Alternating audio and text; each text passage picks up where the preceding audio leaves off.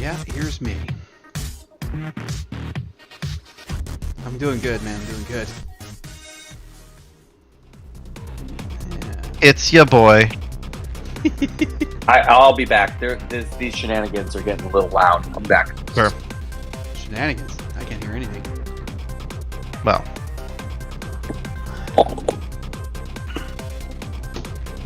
it's a Scott. There's a Scott. Get this crew together pretty quick. Did we remove the advancement in the CRB? No, still there. I was in it recently.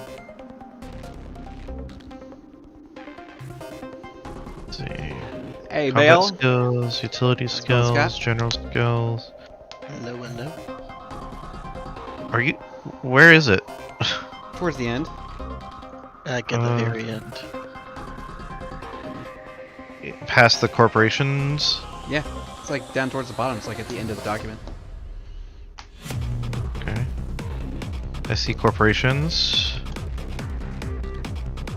Unseen court, corporation profiles, corporations, Nephilim, undead, demons, vampires, werewolves, mystic variant, dreamwalker, mystic, human variant, human. Okay, can someone point it to me? Because I can't find it. What are you in? Are you in OneNote or the Word? Oh, is it in OneNote? No. I'm looking So at the core rulebook 0.3, last modified 1129.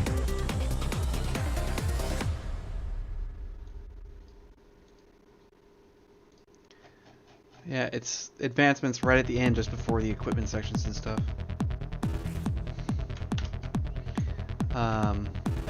There's no equipment section in this book. So you must be in the wrong one. That's probably what it is. Should I be looking at the core rulebook 0.2? Should be What are you looking at the looking one that was for? last modified at 061021. Either way, What are you looking for? Advancement. I know. here you go, good. Thank you. Where the two core rulebooks that I have, the one that has the most data in it right now is last modified 1129 of last year. So which one are you looking at? Like I said, I'm looking at the one that was saved as the 621. Yeah, that's what I'm looking at also. Oh, okay, that's the old one. Yeah. Okay, yeah, that's probably why. The other one is like, this is like 4 megabytes and the other one's like 70 megabytes. That would be why. The good news is that the advancement section hasn't changed. There's no advancement section in the bigger one though. That's what I'm trying to tell you. Like it got removed at some point. Like Okay. I'm sure it'll be back there, but I posted it in the OOC. and D posted it to me. I threw it in his Yeah. DMs. So, you had to catch up last week on last week's I watched thing. it. Yeah. I'm all And caught up. I'm curious about Oh, your that thoughts. when you said I watched the episode, I'm all caught up. I'm like, ooh, episode of what? Oh, us. Shadows. Us. Trying to think about what his opinions were based on what had happened there, what he might have been expecting, and what the hell happened when he got through it all.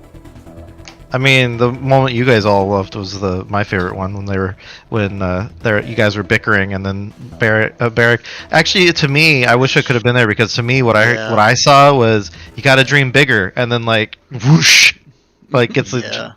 from the inception. Freaking dragon. I think that's what made that whole episode, that whole scene was made by Barrick just. Look at this. You guys can't tell, but I have all the lights on. Wow. Yep. How weird, right? Let me pop this bitch out. Boom, boom.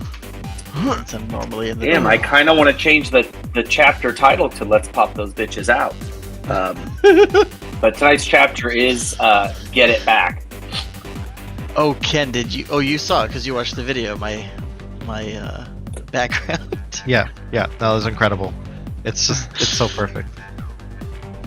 Just got some people standing in the background of the Dang. nightclub. That's called I need foreshadowing. hot shadows. I need 160 IP, and then I'll be able to upgrade my gauntlet again. I got 100. Do you want it? I have no idea. It's like An IP donating economy. That'd be I have wild. this thing here. This is useless. Oh, it's like psychic paper. Doctor Who style. Oh man, I had taken 40 damage, like when I had been like knocked out. Oh yeah. Yeah. So I have $100 gift card to Rockler, which is like an amazing woodworking store. But it's like almost useless because I went a different direction with Rockler. I have no idea what direction you went in. Yeah, I'm thinking that his direction added something like you show up at the store and they go, "Here's your towel." Oh. No, that's at the Citadel. That's the armory. Oh, okay. No, but it's like, oh, maybe I should get like a cool new hand plane or something like that. And it's like Stanley number 4, starting at $289. I'm like, yep, never mind. Still can't get it. Still not going to spend $200 on a piece of metal that shaves wood very finely. Or it's like, but it gets Oh my you God. closer. this is a cool website. Closer to something. Yeah, no. I could get like a pair of wheels for my workbench. Like, I'm like feeling like this 100 IP. I'm like, what do I do with 100 IP? I could raise the skill. Since I've been out, I don't need to worry about the exhaustion that I experienced since I've been out for You're on like a while. an IV drip at Mercy General or whatever. Oh God, Riv waking up in the hospital not knowing where she is. Oh, that's. I mean, that's where we're gonna start today, Yeah. because she's still got some runes. Oh my Walking God. Dead theme music. Riv like wakes up, panics, and grabs a rune and just rips That's what I'm apart gonna the do. hospital. Well, I don't know if I'm gonna rip apart the hospital. We'll see. But I have 3 runes left. Let's see here. I took 40 damage, but I'm guessing that's healed now. Or how much of that is healed? D. I suppose you probably won't know until we start. Okay. Then I'll start at 40. What I need to do is turn off I my. apologize. I have to go help the wife. I'm listening, but I'm gonna step out. Brah! Everybody's out.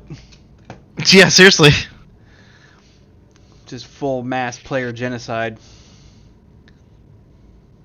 I was using psychokinesis and golem. I'm going through like my last notes. Yeah. I had done psychokinesis twice.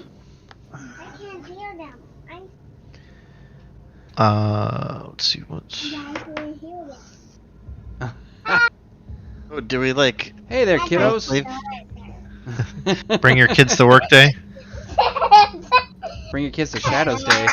Be gone. I don't know if they want to be at Shadows. Go. Off with you.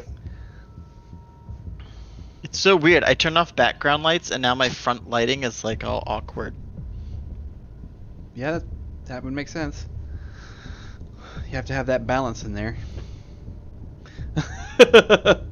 You know what you look like with the like just the one light on the side? Yeah, like that.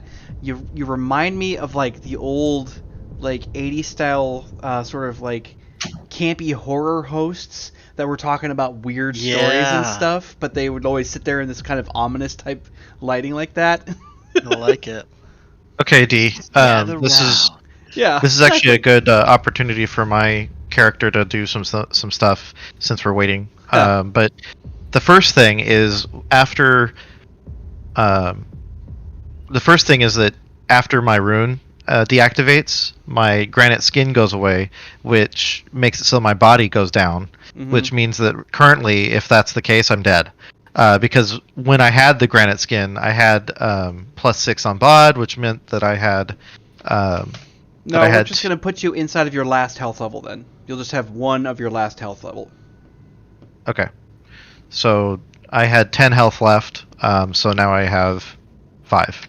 It comes off the top that you already lost, so don't worry. It's like in a video game when you like get a +50 health boost and then you get hit for 60 damage, and then the health boost goes away. You're somehow only down 10.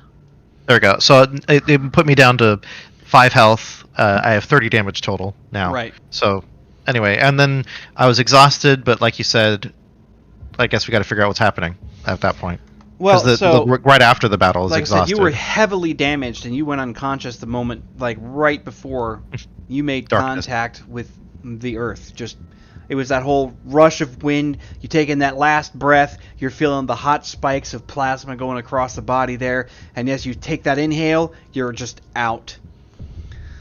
Now, when you come to, you've actually got a light that's just above your head, except for it's a warmer light than just straight fluorescence. You have this warm blanket over the top. I mean, you're slowly coming out of it because the sedatives that you have that are running through you right now are starting to clear out.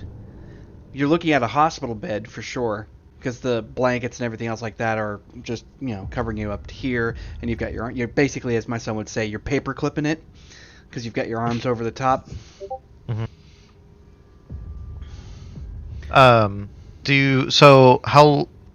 Since I have an addiction and to magic, and I haven't used magic in a certain amount of time, do I know basically, like, based on that need, how long I've been out?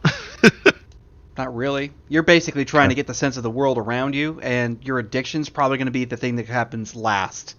Because right now you're just trying to come to even realize you're still alive. So I guess I should do an awareness check, huh?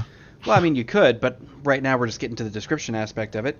Okay. The light to your left is coming through a window.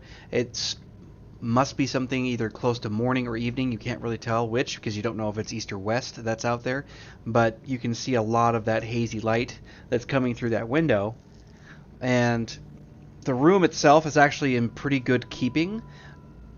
You haven't really ever been in a place like this, because unlike normal hospitals where they just have the sterile, white floors and that sort of off blue coloring sometimes, or like just very stale colors all throughout and that kind of thing, you're in a place that's much more homey. The flooring is definitely tile, gives it that hospital look, but the tile's darker. The walls and how everything is organized has a lot warmer, more homey type feel to it. It's a lot more comfortable.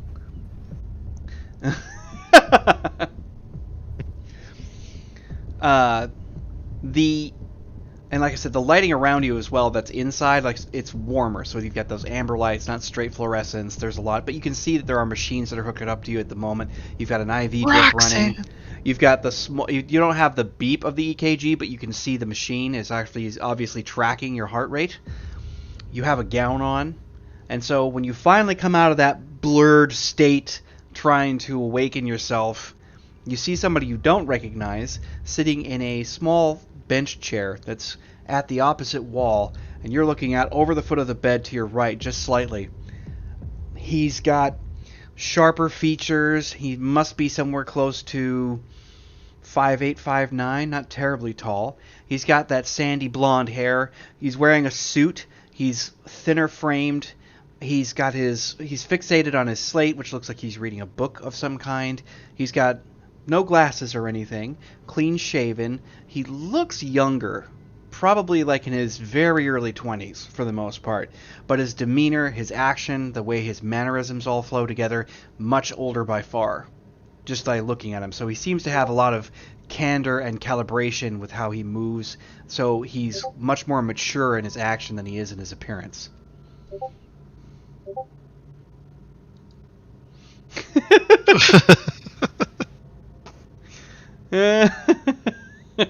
I've made a huge mistake.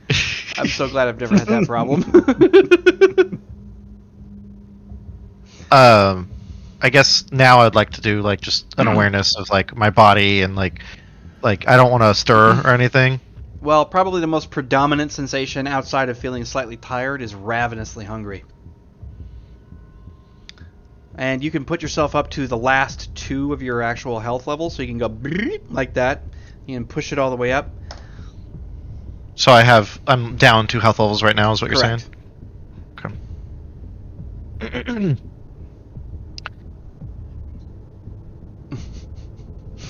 Freaking monster girl picture that's on target. Let's see here. So before she says anything,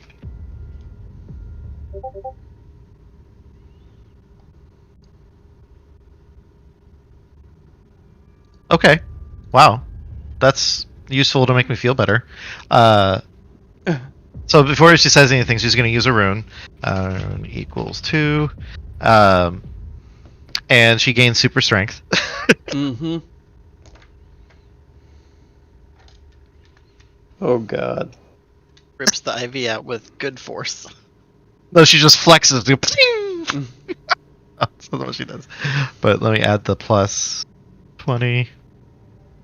So she's healthy now. Or at least she doesn't, she's got plenty of HP. But no, she doesn't move, but she looks down and is like, just. Let's see, how would she say this? I guess the first thing she's like, hey. He looks up from what he was reading. He sticks the slate inside of his jacket pocket, and he's like, "You're finally awake. I know you don't know me, and I don't want you to have any adverse reactions. You should be coming out of all of the speed heal and sedatives. You're going to probably want to eat, and soon. Your metabolism is going to be that. Ravenous for some kind of nutrition. The name's Apollo. I'm Vasile's son. He sent me here to pick you up and make sure you were safe." How do I feel about Apollo? Well, you start to recognize the fact that his skin is slightly olive tone. It's not just strictly Caucasian, but you can kind of tell that there's a mixture of the parentage there. You can almost see the features of Vasile in his face. Where am I? You're at one of the Silver Card hospital locations inside of Night City. You're still in the Daedalus Belt, since we operate in there almost primarily.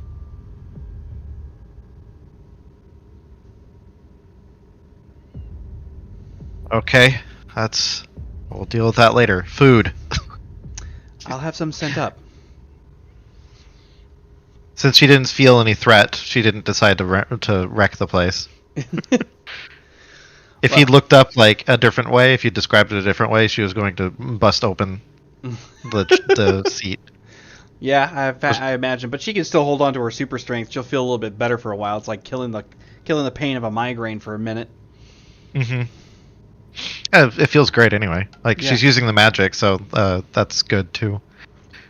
Level out her demeanor. Yeah. So we need food. Well, he orders this, and unlike normal hospital food, you get this veritable feast that's brought in of high compound nutritional elements that gets settled onto your bed, and you find yourself almost face first into every dish they bring. And we're talking about the heavier stuff, like high content protein with like fowl and beef. You've got mashed potatoes and gravy. You've got, peas, carrots, broccoli, cheese. Like they bring everything in.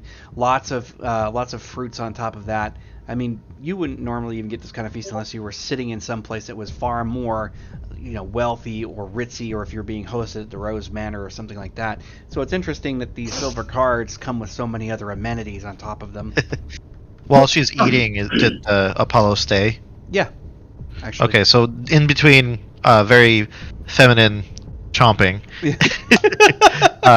just like so you know what happened to my team? Your team is fine. Actually, they were more concerned about you. However, there is some Oh, we news. won? Oh. Yes. You were victorious when defending the Silk Road. However, we have reason to believe that Mr. Douglas is dead, and that the manor house has been utterly destroyed due to an attack from the technocracy. She when she hears that, she puts down the food for a second, looks at it, is like, huh. Finally. And then she stops again and is like, what about my stuff? I suspect that they probably gathered a few things before they came in. I did notice that I believe it was Ivar seemed to be somewhat obsessive, or maybe it was Barrack. I don't know, but somebody must have grabbed something. I'm not sure. I apologize. So they all got out? They're all out, save for Mr. Douglas and some of his staff. Oh, well, that's a shame for the staff. That's kind of a shame for a lot of people. The technocracy don't usually move in force in this particular way. It's unusual for them. I want to roll a skill. Sure. Because she's kind of focused on the food right now, but I want to see if something grabs her attention. That I'm trying to put in metagame knowledge and get it to my character. Trying to use some deduction as Sherlock Holmes. Yeah, not seduction. Deduction. Deduction. Deduction, induction, seduction. Do we have deception? We have disguise, dodge. Do we have deduction?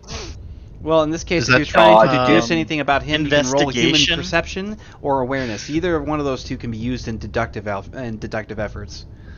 So what I'd like Riv to realize is that she's in danger as well. Like the fact that got attacked and that I'm sitting in a hospital bed means I'm in danger. But right now she's focused on the food, so I want to roll something to see if I can clue her in. Just roll your intelligence plus D10. Let's see what happens. Okay, it's gonna be a 1. I just know it. So it's the D. I don't think that Riv is. She's impulsive, not stupid. That's the funny part. I know that's why I'm laughing because so you said a D10 plus my intelligence modifier. Yes. Well, just your intelligence. Yeah, sorry, wrong word. Oh, okay. And the dice decide to go the opposite. Okay, so again, mid bite. Let's see. This time it will be a roll with some gravy on it and some mashed potatoes. She's like, oh, at this is like, oh shit, I'm in danger. That's why. Where can we go? You're going to be brought back to Visile's Manor. We've made various compartments for you so that you can actually stay there without having any problems. As a matter of fact, he's opened the grounds to your entire team since Douglas has been, well, removed from the game, as it were. Well, what are you waiting for? We should probably leave now. You should probably finish your meal first. Really, it's necessary. Your body's undergone quite a traumatic change. Given the fact that they fed you a bunch of speed heal and you were quite near death, after whatever effect you had going on, based on accounts that I've heard, you probably should have been dead in the first place, but you seem quite resilient. All right. She continues eating. Yeah. Well, you finish your meal. He doesn't wait 1 second before your meal is gone, before he has you checked out. You're escorted from this larger building, and you can see that there are more of these like silver card ambulances pushing in and pulling out. It looks like it's a full spectrum business. Who knows how they managed to keep this flow going? But the medical side of it has got to be insane. But you're taken out, and you are only about 40 minutes away from Rose Manor, and you're taken there by AV. You actually notice that there's an individual that you've only seen a few times. Usually he's running, driving the limos, or the one responsible for all of the actual transportation from Rose Manor. He's a quieter gentleman he's taller, always has that driver's cap on. He has a sort of predatory smile, but he's never disingenuous with how courteous he is. Charles, you actually recall. And then when you arrive at Rose Manor, you're landing outside in the cul-de-sac, and you have Manfred opening the door for you to leave, so you can go into the house. Manny and Chuck. Let's see. I had a question, but I guess I lost it. All right, so you step out. Apollo's behind you. Manfred just nods to you. He's like, Apollo, good to see you. Vasile is waiting inside if you'd wish to speak. I wish to see my friends. That can be done as well. I'll have them brought into the dining hall. This way, please. Segway. Yeah. Gotta do the bat thing. Adam West's Batman transition. Yeah. Is it safe to say that Visale has an extensive library of the arcane and mystics and things of that? He has a library that makes Douglas's look like cheap shots. Yeah. Oh, I remember my question. Sorry, didn't mean to interrupt you. No, go on. My suit. Do I have that with me? Yes, that's part of your gear. Right. They didn't take it away Okay. from you. Yeah. And it wasn't like after that fall. It wasn't like was it damaged? It's damaged. Yeah, it's gonna need repair. It's gonna have some work Okay. done, but you That's have it. that's what I was trying to say. I don't. And as good as that technology is, I don't think a meteor fall is gonna help it much. No, it took a 1,500-foot It's drop like that plus Japanese, plasma shots. kissing gooey, whatever the. Oh yeah, where it gets like- hard when it like gets. You're talking about reactive Yeah, you armor and like- shit? No. Like when you break a vase and then you like put it Oh. back together, and there's like gold cracks that like make it more beautiful. Yeah, Interesting. That's what we'll do with your armor. yeah. So I'm not wearing my armor, is what I was trying to say. Right. You've got Um, clothes, but your armor. At the Yeah, I'm not moment- nude, but Yeah. yeah. All right. Anyway, sorry. Now. Yeah. Well, anyway, as it comes down, you guys all have rooms now at the Rose Manor that have been cleared and made ready for you. They're all mostly self-sustaining. In fact, it seems that the house, oddly enough, which shouldn't be able to accommodate all of you, does. The dimensions of the external side of the house and the internal dimensions don't align. So that's fascinating. The library, as far as it goes, whenever you're interrupted there, Ivar, I'm suspecting that you were basically nose first in a book trying to just soak up whatever you can. Yeah, Ivar's in there in a sense since we've gotten to the manor, and ironically enough, he is behaving himself in ways that I would love to roll something to see how astonished the group is that Ivar is not being Ivar. He's being very respectable and sort of he's very much etiquette, but he has one of his advantages is he is upper class. Yeah. And so like It would just be an etiquette roll. And you always Um, nailed these etiquette rolls for whatever strange reason. I remember that. Yeah. And they're hilarious Yeah, every well, time. I think that's So, yeah, the general Riv's goal. armor can be healed, but it will be with like electrum blue thread or something, and you'll have these cool glowing cracks. You fucking whenever crit it out. activate your rune powers. Of course he And did. there you go. He's a perfect gentleman. Yeah. Anyways, he's been asking permission what Ivar is out searching for and has been searching for since Riv has been out. I don't. Did you mention how many days how much time has it been since? I haven't mentioned how long it's been. You're probably so this right here. You guys have been getting settled in. It's been about 48 hours. So her recovery took Okay. not that long. Okay, so Ivar's in there, and what he's trying to figure out is how to harness the power, or find out if there's any innate power that can be harnessed from the crystals in the shoebox, to see Right. if he can like tap into outsider powers. You're basically trying to dive down the rabbit hole of mystical theoretical, mystical theory all the way through. Very much so. So you have been acquainted with, because you're in the library, you've been acquainted with the demon of the library. Her name is Rose, and she's quite small, actually, but she is built in a way that almost looks fairy in origin. She's never wearing any clothing, but she's got like that grassy hair that goes down to about her waist. She's got that fine, effeminate figure, but she only stands about a foot and a half tall at most. Sometimes it seems like her size changes, but Rose is the keeper of the library. So when you ever have any kind of question or anything, she's the one to make the inquiry to, and she'll pull books and things like that. And the library is vast and seems to have that strange kind of interspatial flux where things can kind of fit in it that shouldn't.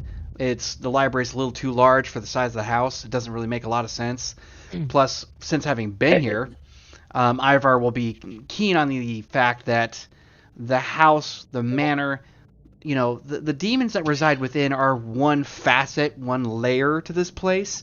The house itself is a totally different beast altogether. There's something here, and you can't put your finger on it. Yeah, but could I also presume with Ivar's experience with the occult and mystical, he doesn't feel out of place?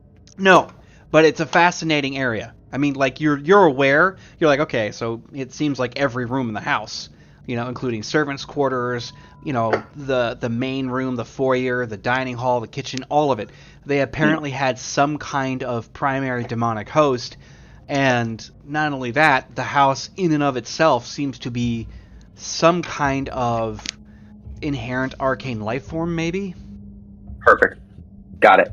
Well, I'm just going to generally presume that Ivar, with his etiquette role, has, I wouldn't say endeared himself with Rose, but he's been the gentleman of gentlemen as he's deep into books trying to figure out stuff with the occult and this mystic theory. But I'm not going to take it any more than that right now. That's just sort of that's where Ivar has been since we got into the house.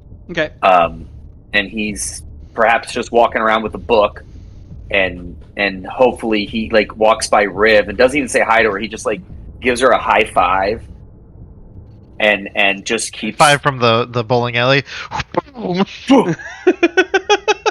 And then doesn't say anything, just high five, and Ivar just keeps going about his business until he's called for. Yeah, everybody is going to be summoned to the dining hall. So here's what's some cool accoutrement that you're probably going to be interested in. Barrick, you're probably going to have found out by now.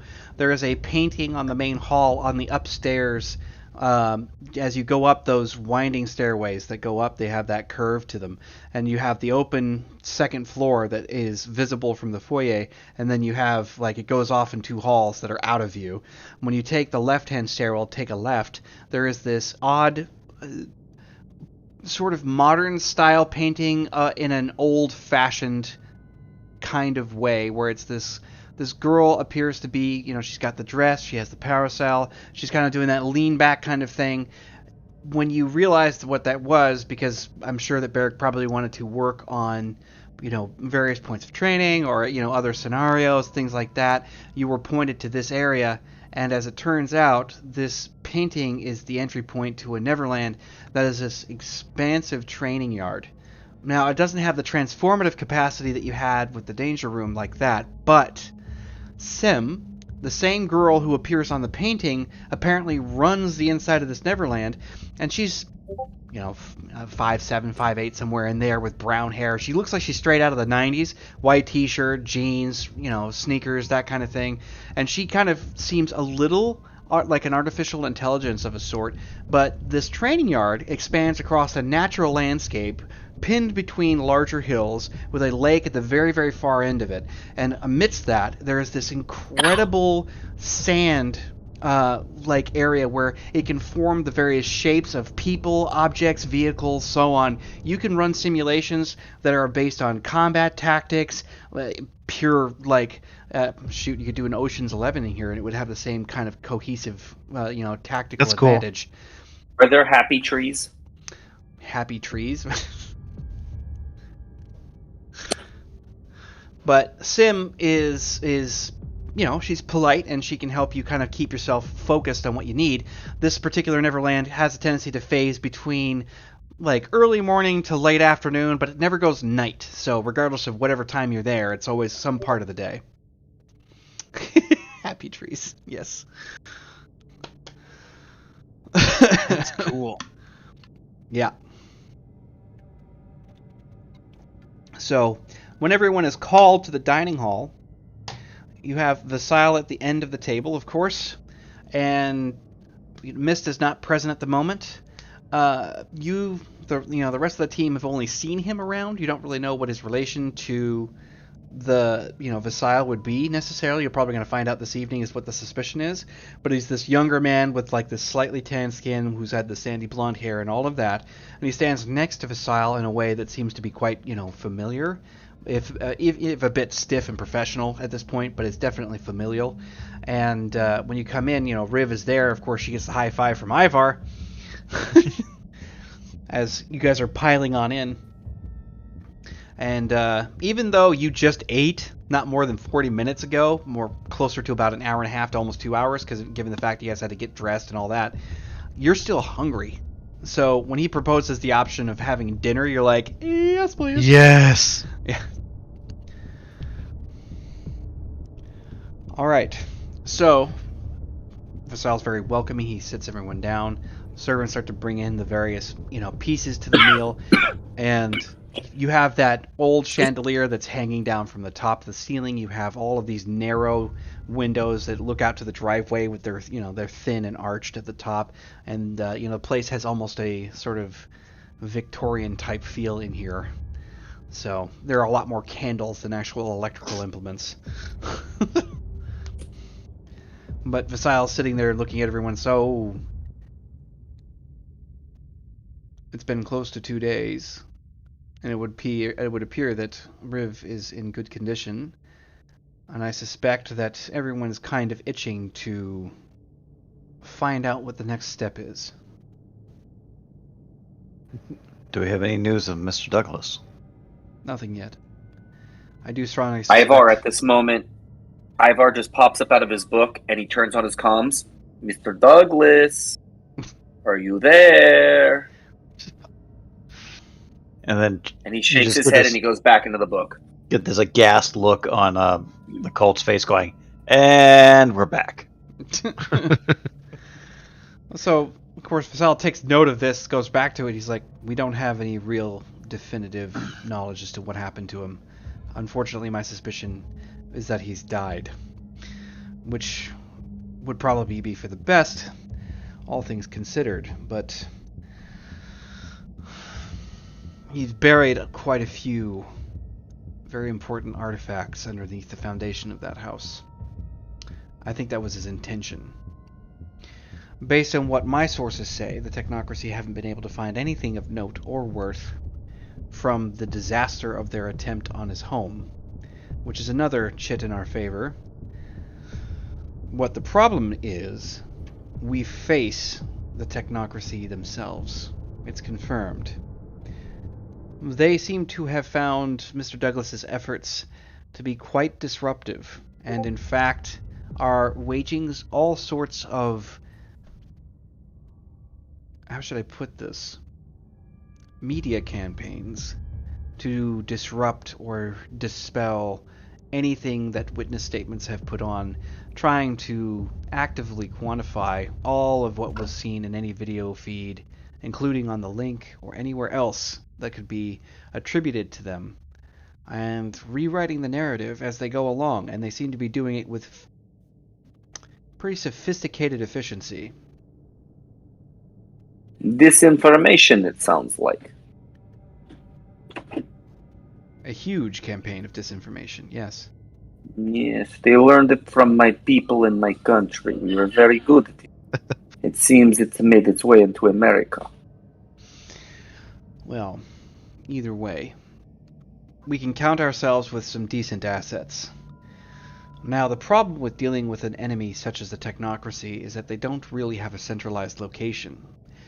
And from all of my time dealing with the residents of Night City and all of the unseen courts after my position was granted to me, that's not the only problem that we have at the moment. Because they are decentralized and global, they have resources that go extraordinarily deep, and we are going to have to rely on every ally, on every member, and possibly even start making requests of the unseen court to push them the other direction. But the problem with that is making certain they understand their stake in the matter. Now, we were trying to diagnose the exact cause and reason of the destruction of Douglas's home, and we did find the initial cause and how they managed to find him. As it turns out, a fairly large transaction for firearms was traced. Probably when we were fighting the Avathrall. and they were capable of organizing an absolute near-perfect counter. They had anticipated some of the countermeasures to the manor, but not all of them. So the skirmish was a bit of a draw. Nobody really got out of that one without losing something. So, Mr. Douglas had a reputation, one that the technocracy had been looking to quash for quite some time. Your association with him makes you all targets of interest. So this is not about our previous problems with the technocracy?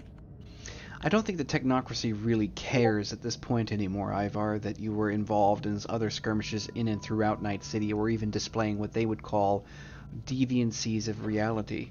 That part of it has gotten completely backburnered. The real problem is the fact that they have found association between you and probably one of their more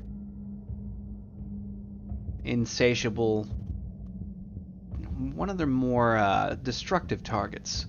He seemed to have been an active antagonist to them. And as a result... Them being us or technocracy?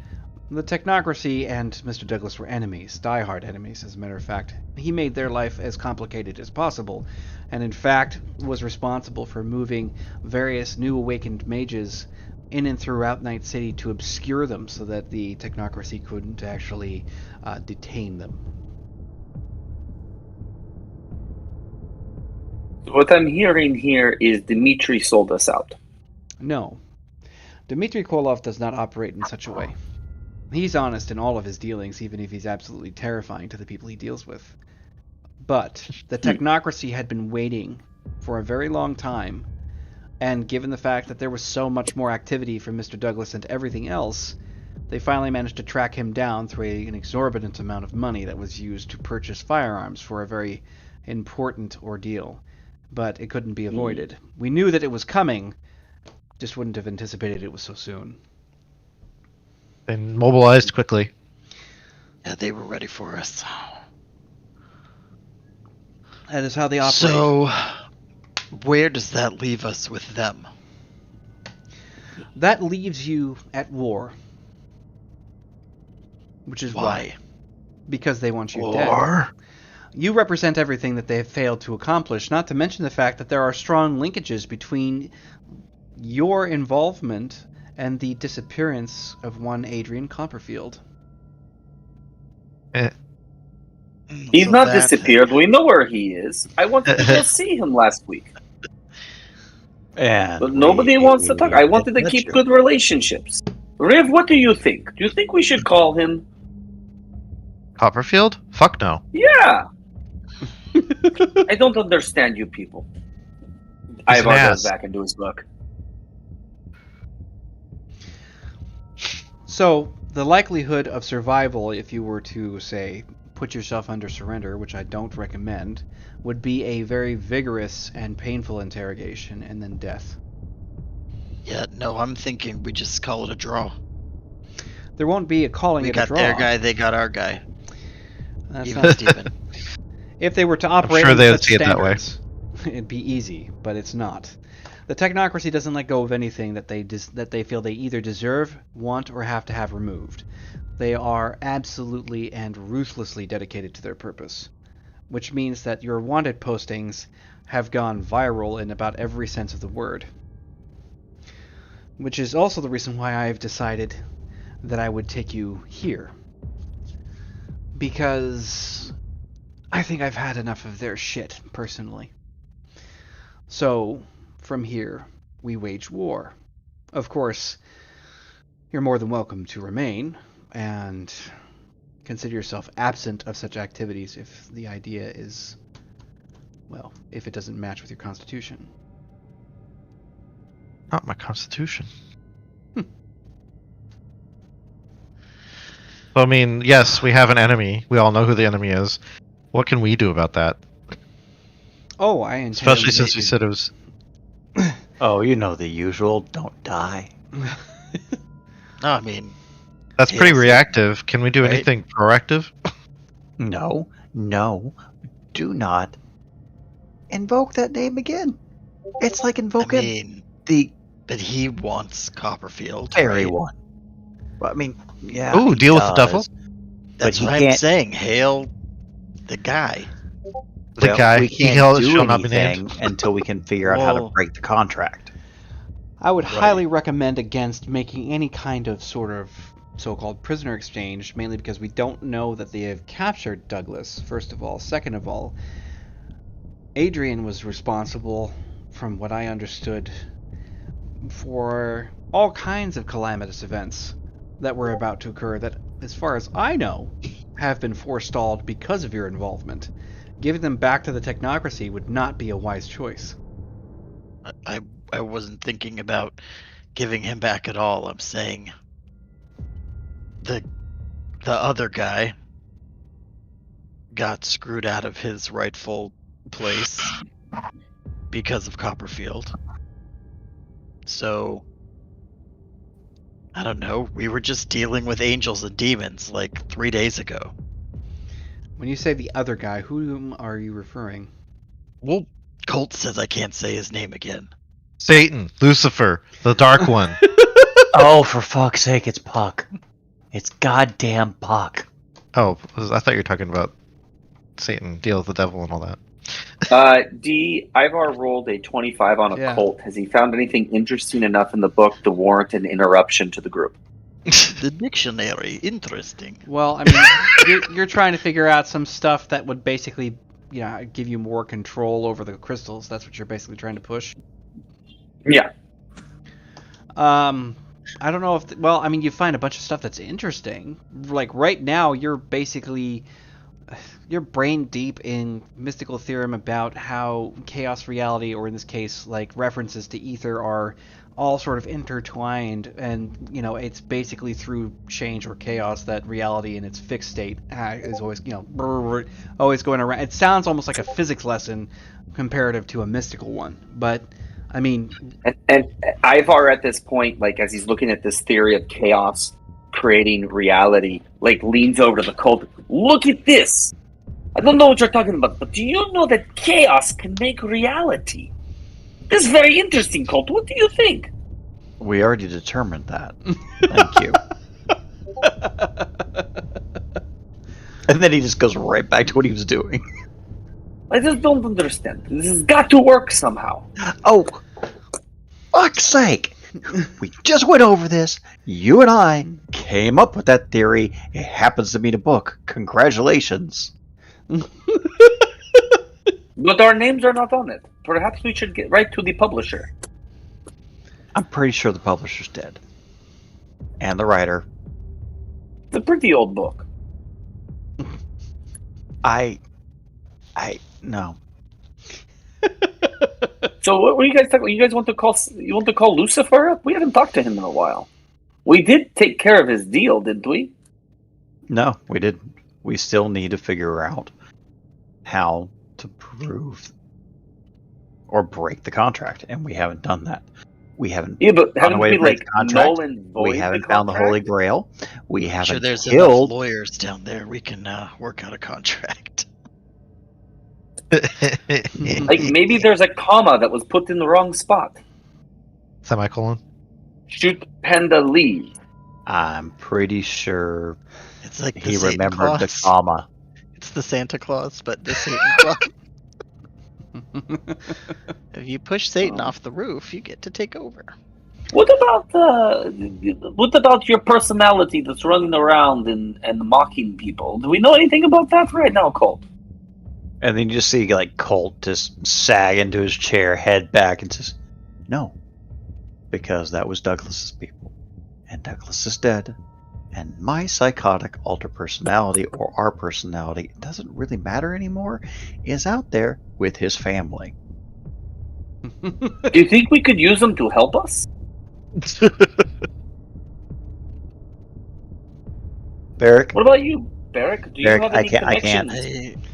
Yeah. No, it's Cold you. explained the whole family thing to me once, and I think it's one of those nuke it from orbit things to be sure. He just points at Barrick. And I really don't want to somehow introduce Sinclair to the technocracy, Because Probably already knows of him. well, what I mean is, I don't want them to be working together somehow to make Oh, like don't. No. You're good. yeah. Sinclair. If I don't say it, I won't put it out into the world. Sinclair wouldn't work with them. He would take them apart. That's and what then, I mean. And then. But like integrate technocrat. I can't. Speak. That's fair. No. Technocratic magic That's fair. into them. He won't work with them, but he'll do that. Yeah. And that's terrifying. So we have no eyes or any ears anymore. You've got the eyes and ears on the manor. Are there technocracy agents there sifting through the rubble? I mean, are they... There are attempts to try and garner more from what the rubble could tell, but I doubt that that's going to be successful. Based on the sheer base that I could even feel from over here, the likelihood that any of those artifacts are going to be discoverable or even retrievable is unlikely at best. Whatever he had in his vault is lost for a long time. If they try to chip away at it, they could probably get at it more quickly, and they might find other ways to do that, but there's also a good significant chance that there are some wards and other things that they aren't aware of that are blocking or protecting it, since, well, he never left anything half done. What about the city? My friends, good old-fashioned red tape and bureaucracy. Likely they'll probably stay as far away from you as possible, given the fact. Well, no, I mean, Public Works, are they out there officially cleaning the rubble yet? This is, that was well, they're prime not real being estate. disturbed. Don't get me wrong. The technocracy is subtle in all ways they are necessarily supposed to be. They aren't going around with their killer androids and making a scene. That's not how they operate. It's always operating under the radar or within the spectrum of believability. That's what makes them so damn dangerous. There are other sympathetic problems that we have detected, and that would be that there is a fair chance, based on what Charles has been able to tell me.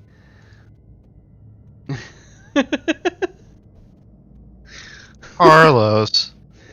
Yeah, Charles has been able to tell me that there is a significantly high chance that there are Cenobitic influences inside of the technocracy already.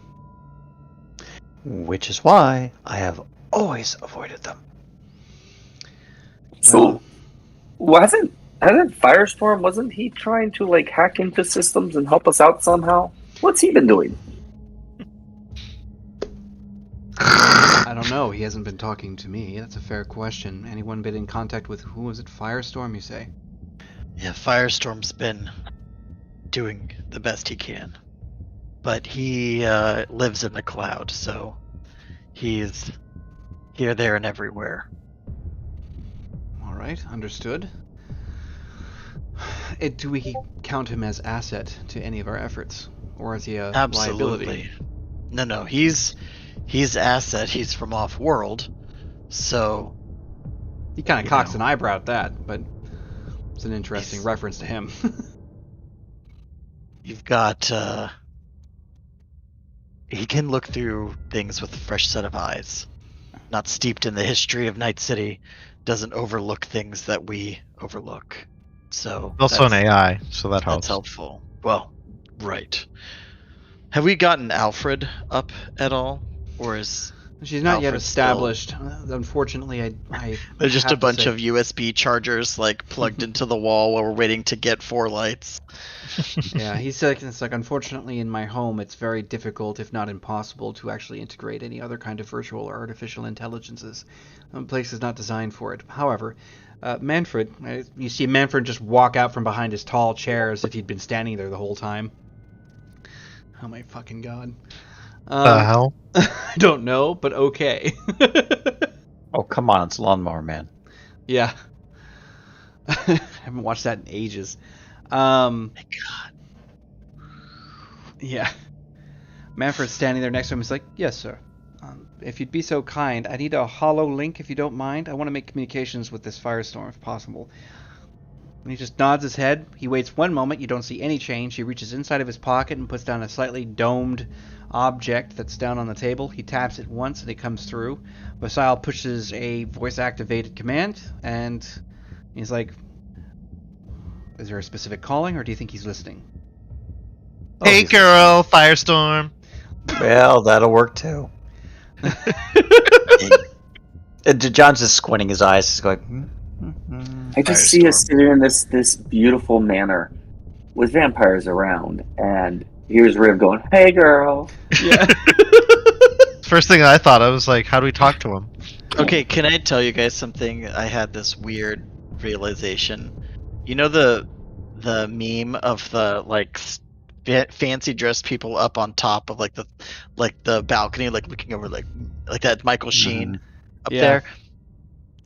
For years, I thought that was a scene from like Matrix 2 or 3 or whatever. And my wife goes, "That's from Twilight."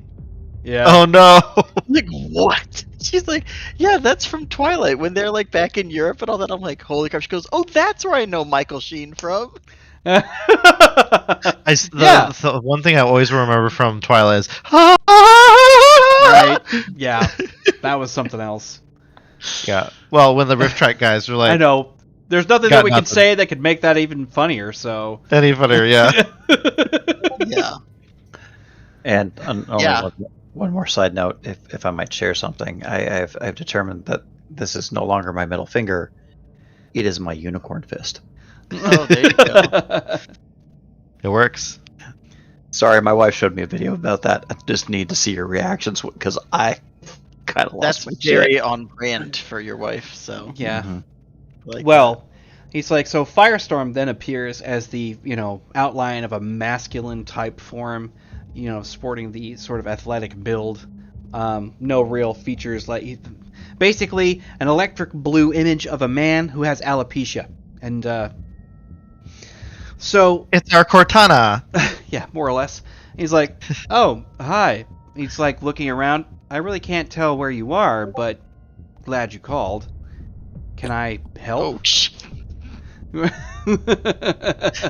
Oh, wow. Damn. Okay. Oop. Oh wow! I only saw the first part. Jesus Christ. Wait, it doesn't ever, like, OnlyFans? loop? Does it ever loop? I deleted literally it. only see. Oh. I deleted it. Oh. So the way that happened, it looked like Cortana started showing, and then it showed this guy going. Oh. So I thought it was like looping. No, I deleted it. I wasn't sure where that was gonna go.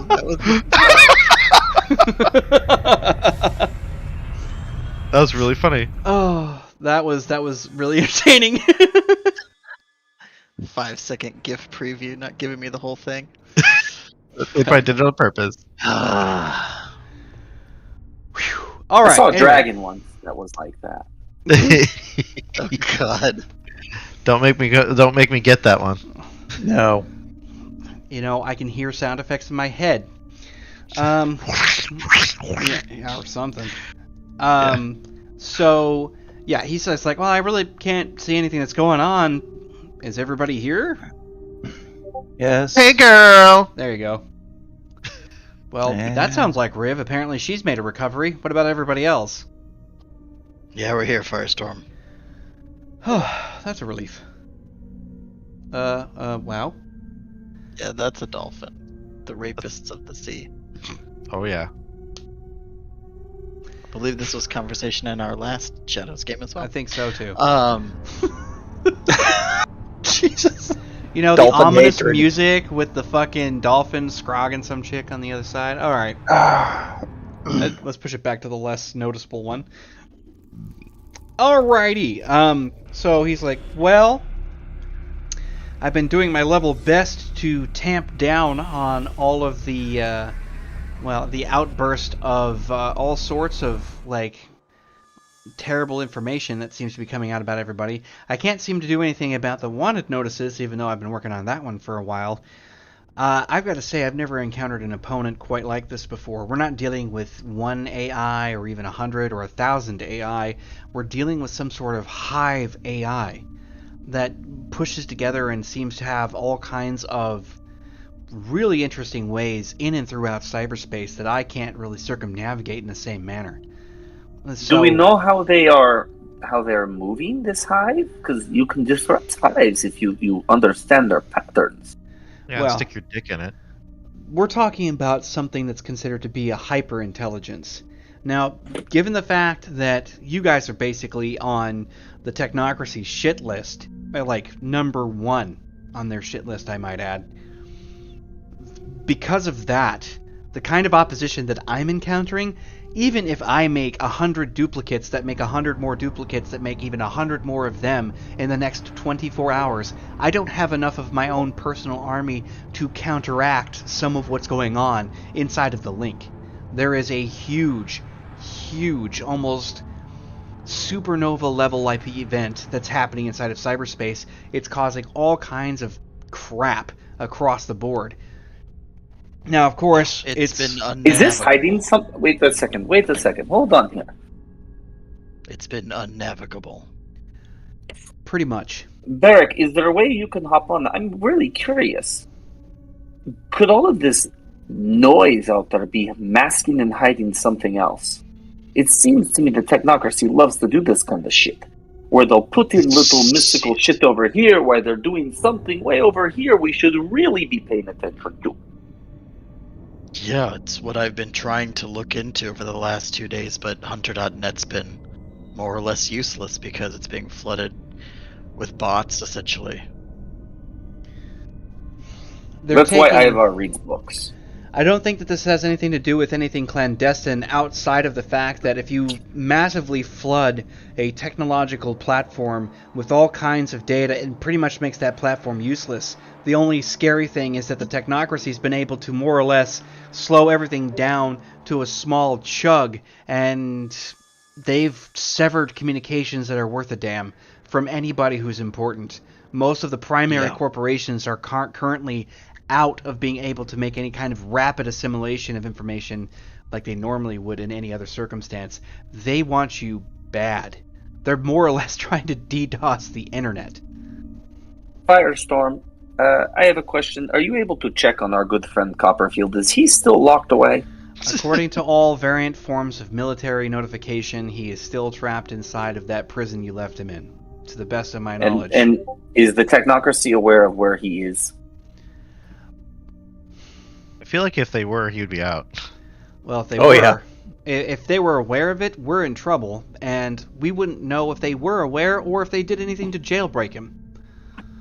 Right now, things are running too slow. We're basically stuck, blind. We're somewhat blind. I've been able to penetrate some of this, but I don't know. It's like trying to stop a tidal wave with a small spoon. I think we need to go visit our Stockholm Syndrome girl. She was once part of them. She might have some protocols or ways to get through, like some ways to get through firewall.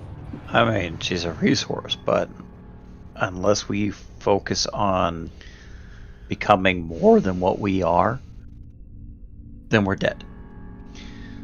Vassal raises his hand for a moment in a motion to get everybody to kind of get their attention onto him. He's like, there's a thought here that might be a bit unusual. We're not going to be able to use technology. That's their advantage, and they know it. Luckily, as I have been around for a while, I've noticed that when such things are so hyper-focused and specialized, there is absolutely a point of weakness that can be exploited somehow and in some way. There have been some troubles in the Unseen Court that make me wonder if there isn't a secondary ripple or another means of acquiring what we have, say for reconnaissance or other methods of gaining some information or access, which would be even better, to locations that the technocracy wouldn't want us to have access to. Now here's my theory at present. I highly doubt that the technocratic order is going to allow themselves to be discoverable on this particular plane. there's almost no chance of that. Whatever sort of, if they even have it, centralized location that they might even use as their primary headquarters or wherever they might store their information, there must be somewhere, or at least a very small number of locations that will be located interspersed throughout a dimensional platform that we've already seen them use. If I'm not mistaken, where you had acquired Copperfield in the first place happened to be in some sort of Neverland of quantum flux. Looked more or less Is like Yes, that. but Is there a but central? Ivar dropped the ceiling on that place and buried it deep underground in whatever hellhole it was before I portaled us out. Yes, but that can't be their only one. You were saying, Colt. What I was gonna say is there a central Neverland, like an origin point that connects all Neverlands? There's a possibility, one that I was actually thinking about. Something like that would draw attention, unlike the realm of the technological, where things are so quite obscure, especially when you're talking about the digital or cyberspace.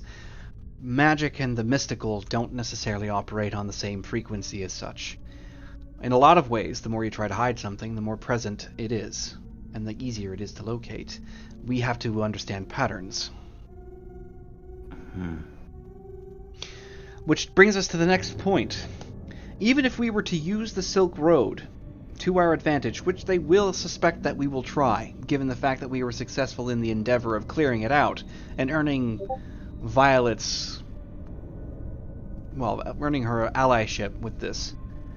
Because of that, they will be watching the various portals that they already know exist, which, again, puts us in a much more tight space. Which leaves me with one other space that might be of use. Dreamscape. You've already been there once. I said Inception. I said we need to incept them.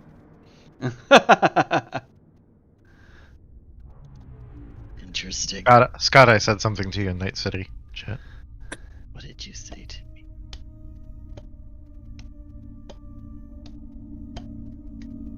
Just in character chatter.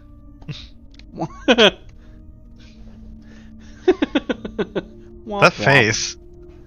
Yeah. SNL. Great stuff. So he's like, I have contact with Dark Knight on a fairly regular basis, in fact. So... What's Dark Knight have to do with dreamscapes?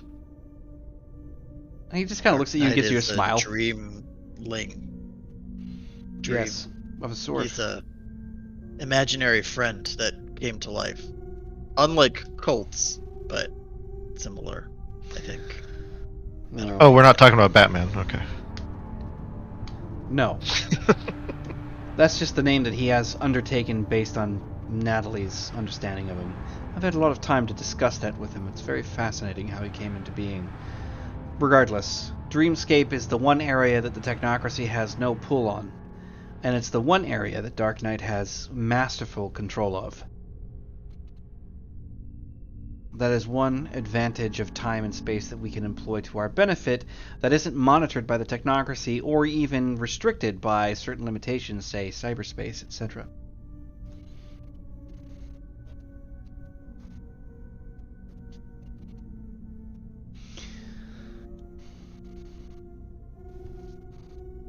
Well, Where's the dreamscape? I say, isn't our rescued technocratic android friend with the Dark Knight in a dreamscape? I do believe that your quarry is there, yes. Oh man, that's a callback. Like a perfectly wonderful place to visit next. Android brain! I would have to agree entirely.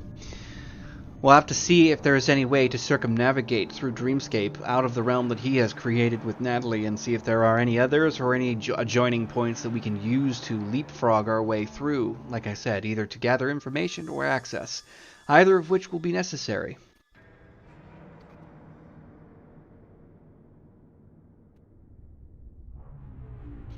I have no... That sounds like a plan. I have no other ideas. It's a start. That's All we got. I mean, that's the thing. I mean, you live long enough, it's just like, yeah.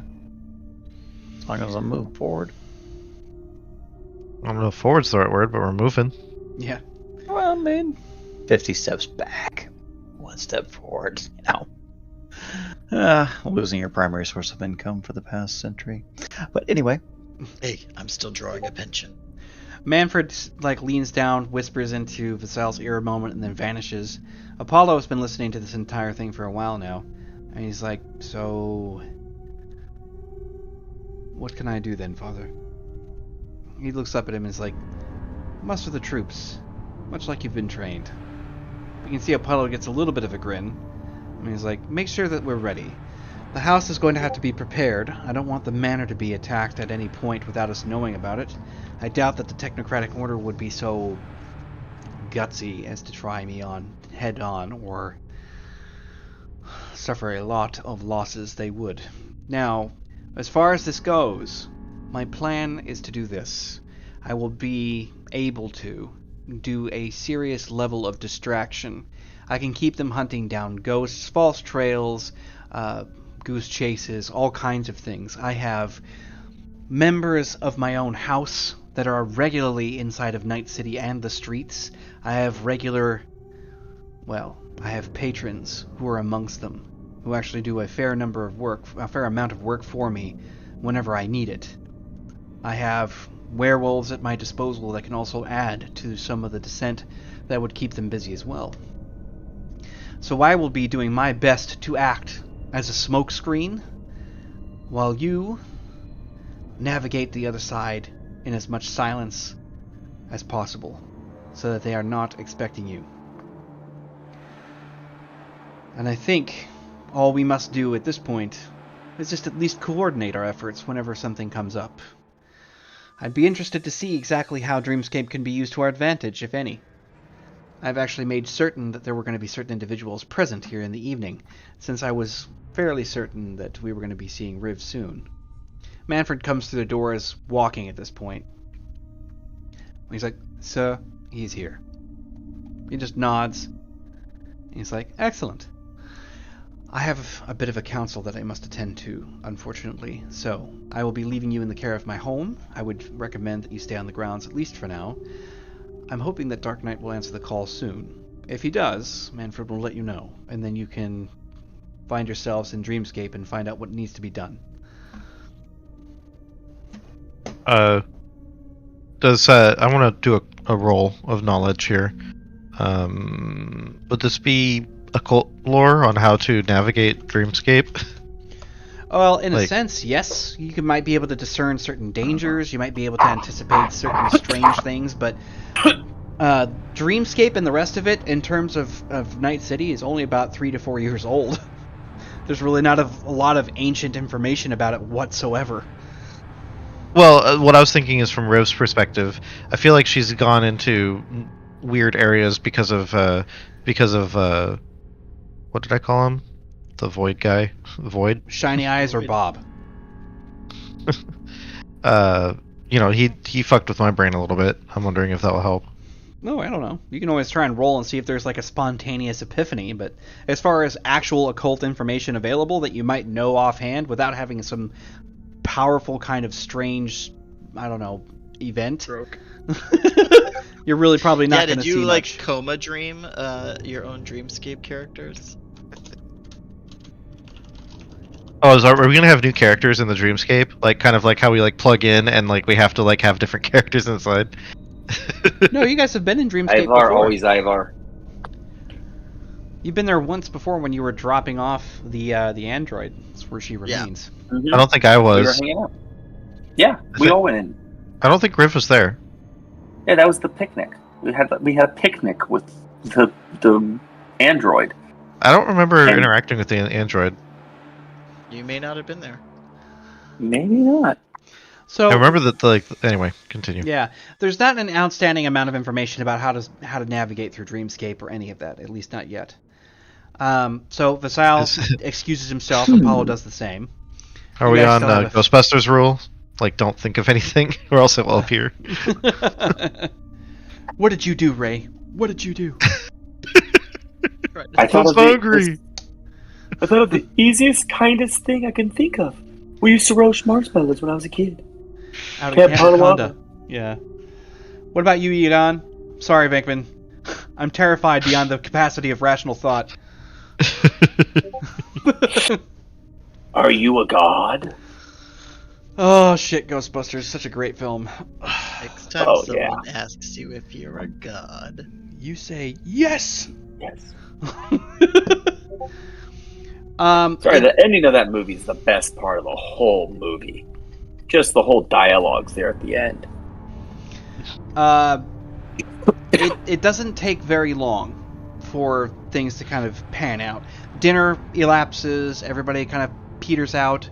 Firestorm decides that he will check back in a little bit later as long as somebody keeps the the holocaster nearby. And as far as dinner is concerned, it was it was magnificent all the way through, and it gets cleared for everyone because Visile just kind of has that sort of thing going on. Shortly thereafter, maybe 30 to 40 minutes or so, there is a knock at the door to which Manfred answers, and it would appear that Dark Knight has answered the call and is ready to start maneuvering everyone around. Nice.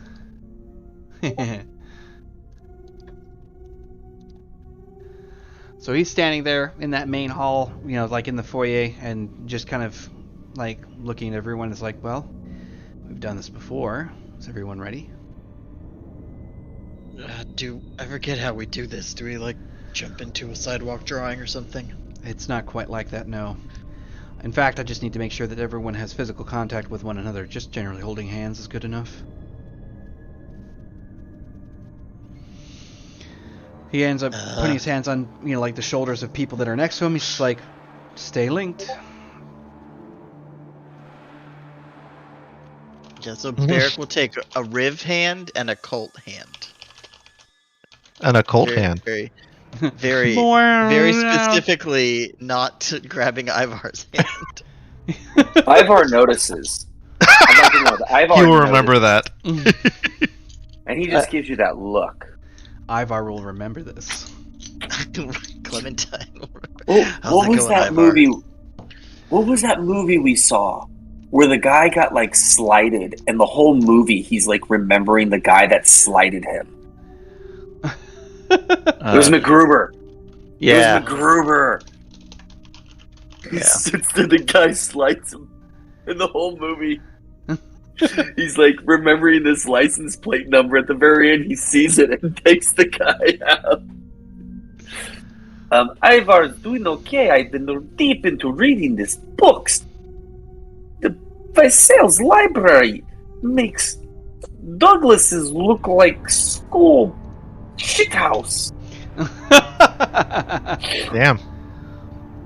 He's got the books in there that are first editions that you just don't see. That there's only one copy. Who's holding my hand? And Ivar reaches up, and this is all you see is he's holding his own hand. Somebody needs to be in contact with him or he'll get stuck here. He grabs his shoulder. Yeah. Are we 80s movie transitioning to the credits? Mm-hmm. We all grab hands. Think happy thoughts, everybody. We're heading to Neverland.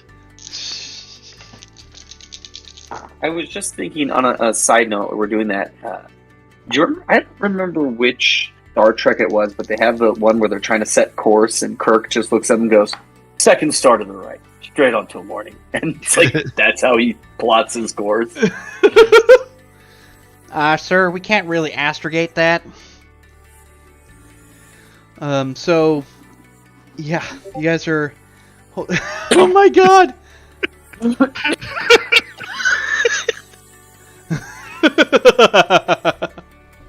That's her thoughts right now. That's the happy thoughts.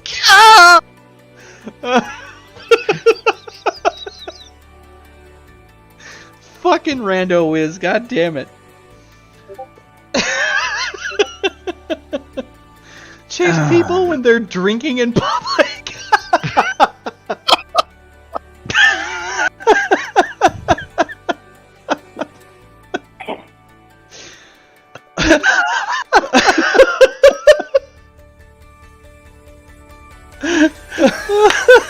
Why do I want to do that? Some dude's out there with a beer, and you're like, hey, hey! Like that, just start running after him.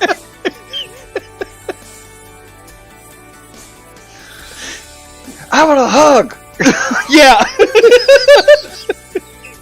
Apparently, you guys have never been to a Raider tailgate. Oh, fucking hell. Definitely not. Las Vegas Raiders? Oh. Oh. All right. Well, Commercial's over. yes. Brought to you by Zeneca. Your life, but better. Fine. So, everybody's interlinked for a moment. There is this cold snap in the oh my Jesus Christ. Sorry, I'll stop. I kind of want to work Ivar into that comic right now. You know, this one time I used Clorox wipes on accident. Right? We That's pop what into this the one's about, dreamscape. using menthol. Yeah. We pop into the dreamscape, and that's what Ivar looks like. Oh. Oh my Oh, here, the frickin' music God. is... Hey, this is commercial. from Horizon Zero Dawn, isn't it? No, it's still Dark Fantasy Studios. Sounds like Hey. Horizon. Yeah. Well, like I said, you're out. In the background on my screen, I have this ad here for Choose a Better You, Kuroshi Optical. So I'm just pretending this is like the commercial for that. Oh my God, that's funny. So like I said, everybody's interconnected, and for a brief moment, all light is completely gone. You're just swallowed in darkness with a cold snap in the air, enough that it almost like tries to pull the oxygen straight out of your lungs, and it's just like that for a very brief moment until you're back in something far warmer, far more pleasant and temperate. You have the just above calf height meadow grasses that are touching up against everyone's feet and legs, and there's an expanse of a field, a meadow that stretches out for an extraordinary amount of space. A forest that is lined at the far horizon, yeah, kind of like that. But there is a far horizon that's littered in forest. Intervening between yourselves and that, there is a cabin with, picnic bench and fence and so on. It looks very iconic, but to your left, you have this series of floating waterfalls that are amidst the actual horizon, which looks to be almost in like twilight, the lower afternoon sun, kind of making everything melt orange and red across everything else. And then there's those strange, really super high arched, what either are pillars perhaps, suspending something above it else, almost making it appear as if everyone is trapped inside of some kind of iconic snow globe. But you don't really know what those are for or what they're about. You remember seeing them last. But the place is still just as gorgeous as ever. On approach, getting to that main yard and smelling all the smells, everything here seems to be sort of like almost hypersensitive, like your senses are somehow or another enhanced, because all the grasses look much more real than they should, and it's pouring in. And of course, with any kind of data that you're trying to acquire, Barrick, it's kind of coming back sort of scrambled. Like it identifies what's going on, but it can't really identify what's going on. It's kind of like you're making this shit up as you go, and it's very strange to have that sort of cognitive realization that what you're seeing and what you're experiencing happens to be almost like self-generated in a weird way.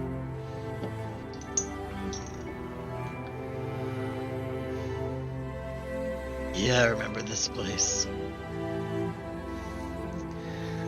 When you pass the little gate that leads into the yard, there is this younger woman who looks quite familiar. Her features, they're like symmetrical in a way that most people don't normally get, and you realize that this is the android, but she's actually wearing kind of like a sundress of a sort. She looks far more effeminate than she did before. She's got that same sort of blonde, shoulder-length hair that's kind of going down, and, the almond-shaped eyes. But what is different is that when you all approach, she smiles. And she's like, "Well, hello." Lucky lady! She didn't say that. That's not how. Hi again. It's a pleasure to see you all. How have you been? I've been great. You look very great. You look like you are in Zen-like serenity. I don't think that I could have found a better place to have stayed. If it hadn't have been for you, I don't think I would have been here at all, or known anything that I know now. It's very likely that I would have killed you all, and that would have been very disappointing. Agreed. I kind of like living right now. I've tried death a few times. Not really to my liking. Dark Knight is sort of smiling off to the side. He's like, "You've been working with Natalie quite a lot, haven't you?" She's like, "I have. I've been learning how to cook. I still don't quite understand sushi. Is it cooking, or isn't it just cutting? I really can't tell." You should watch Jiro Finds Sushi. It's about the guy who owns sushi place in Subway. Very good. Find it on Archive of Netflix. Obviously, you're all here for a reason. I don't mean to be delaying everyone. You should sit. Or something. I'm sorry, I'm not really good at this yet. Would you like a drink? I would love one. Ivar reaches in and pulls out one of Douglas's finer vintages and reaches another pocket and comes out with these beautiful glasses that have Douglas's monogram on them and just puts them down and starts pouring drinks for everyone. Of course he does. Well, yeah, he stole all of those whenever he left. Yeah, that's what Ivar did with his time. He literally walked out with all the booze. Well, They have like a SD on them. she's, I mean, you set it down, she grabs glasses and things, we all kind of collaborate around this picnic table outside of this cabin, and she sets it down. Of course, you pour her the drink. She ends up taking some of it in, and she goes,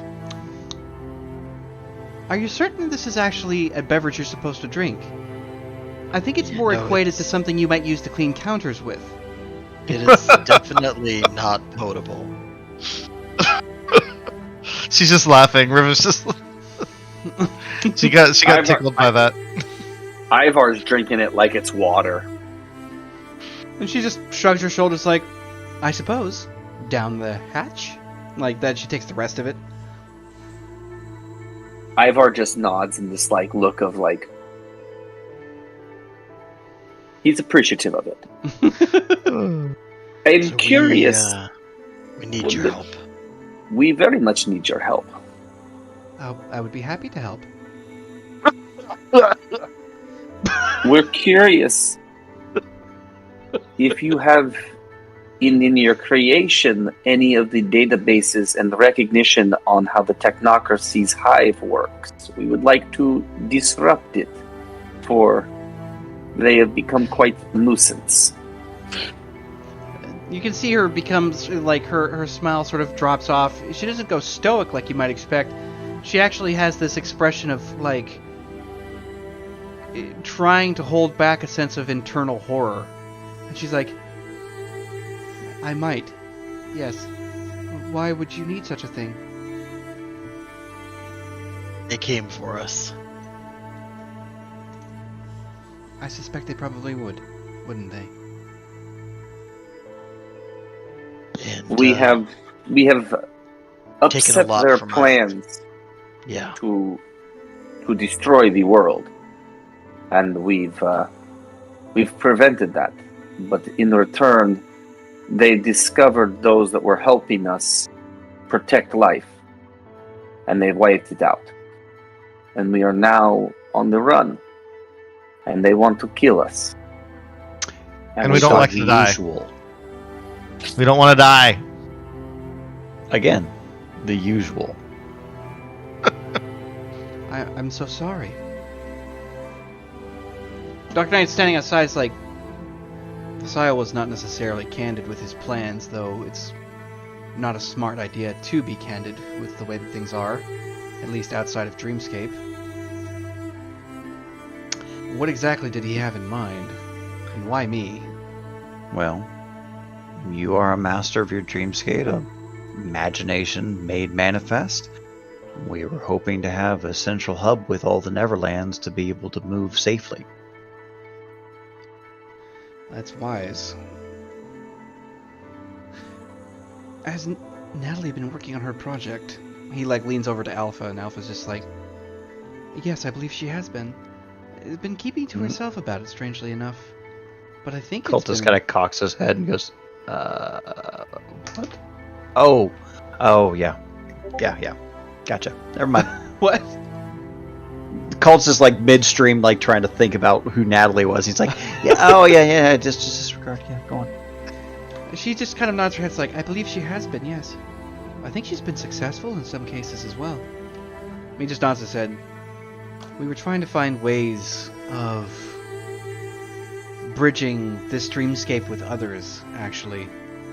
It's easy for me to move through all of the various realms and planes so long as I've been there. If I haven't been there directly, then it's impossible for me to find it. However, certain advantages that have come up recently have enabled me to start storing a much larger library of realms that I can visit.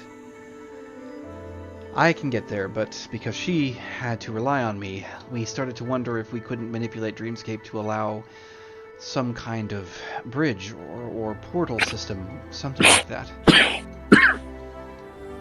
And it's when she came up with the idea of skip gates.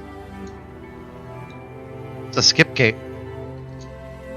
Well, basically it skips everything in between and gets you right to where you want to go. That's the idea, anyway. And she's been working on it for some time now. Though I have to say it would be sort of unfortunate. It was meant as a method of exploration, not warfare. Everything's used for warfare. Sometimes I have to agree. I wish it were not the case. Do you know any skippers that can help us? Or... She'd be the first and the only one. We have 3 of them so far, but we've been encountering some difficulty, I think. Or at least she was. If it's been successful, then we might have to ask her. Would you mind fetching her for me, please? Alpha just nods her head. You can see that she's kind of thankful to sort of be gone from the conversation for the moment. She disappears into the cottage. The girl who emerges is younger. She's probably maybe just getting into her 20s rather. She's starting to get to that point where she's 5'8", 5'9", somewhere in there. She's a pleasant looking girl. She's got her hair in the back in a ponytail, and it's got that brown reddish kind of hue to it. And she's just wearing simple clothes, jeans, shoes. Actually, she's got sandals while she's here, and she's got like a nice flowy shirt that kind of hangs at the shoulders a bit. And she's like, "Yes, you needed me for something?" And Dark Knight's like, "If you don't mind, please." He like bows his head a little bit. There's a certain degree of reverence in him that is palpable to everybody whenever she shows up. Yeah. Howdy. Well, hi everybody. I wasn't really expecting a party. What's going on? Like, he's just like, it deals with your project, I'm sorry. But it turns out that we might have need of it in ways that we weren't expecting. And she's just like, really? What do you want to know? And he just kind of like, we're looking for ways to navigate throughout the various dreamscapes that you've been able to perceive, and heard that you had some success. We need to be able to maneuver, move, quietly, without disturbing anything on the other side. She's like, oh. Well, I've been able to do it a little bit. I've been able to get past some kind of weird sets of barriers. I don't really know how to explain it. It's like there's tension whenever I'm trying to reach from one place to the next, and certain places are easier to get through than others, especially if they exist in the same kind of way. Like, getting to another dream from here would be a lot easier than going to, say, from here to Night City. It's kind of hard. It takes a little work. It can be done. I've done it a couple of times. But there's been this other problem that I can't seem to get around. What is the problem? Well, maybe I should just show you. Maybe you can make more sense of it. Please. And Ivar, at this moment, was kind of just, nursing his alcohol, but he seems to have put it down, and he's taking this so to a degree of seriousness, as he's one who's very fond of occult and portals and things of that nature. Well, and I'm sure between our skill sets, if there's anything we can artifice to make this easier for you, we would be more than happy to help. Well, I'll take all the help I can get. I mean, I can pretty much create whatever I want here, in a sense, but if I don't have a really firm idea of what that is, then it kind of makes it difficult. Stretching out beyond the boundaries of my own dreamscape has been really fucking hard. Well, show us what you have. So, she gets you up to the cabin. You go inside. It's modest. You have like the living room that's kind of forward and to your right. You have a smaller kitchen to your left where everything's kind of set aside. It's got the island and all the nice cabinetry that you would use in a place that's very outdoorsy but modern all that simultaneously. And towards the back, there is a sort of separation from the house. As you guys go through, you come out the back door. There's just this wall, and there are 3 other doors inside of that wall. Now, if you walk around it, it's just that straight wall with the doors and set into it. Doesn't look like they go anywhere. She's like, okay.